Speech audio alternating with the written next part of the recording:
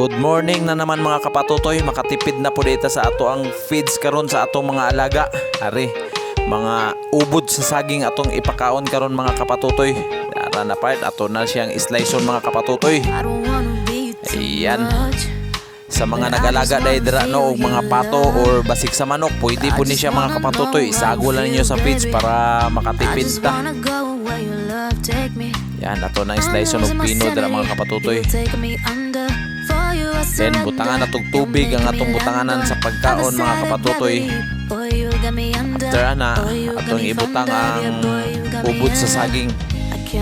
Diba mga kapatutoy, pwede ninyo ni kayahon mga kapatutoy nga teknik para makatipid-tipid ta sa ato ang feeds kay grabe na kamahal ang atong feeds karon. Hammered na turon 1.4 ang sako, 50 kilos, grabe kamahal. Unya sa 1.4 sa isa ka sako diri sa aqua mga kapatutoy, mga 1 week lang. Parteng gastuha mga kapatutoy. Pero diri ta makatipid-tipid ta ning ubod sa saging mga kapatutoy. Then after no, atong butangan og hammered, gamay lang nga hammered atong ibutang mga kapatutoy. Ayan, kusog kay sila mga on. Daghan kayong salamat mga kapatutoy, paki-follow na lang sa atong page no.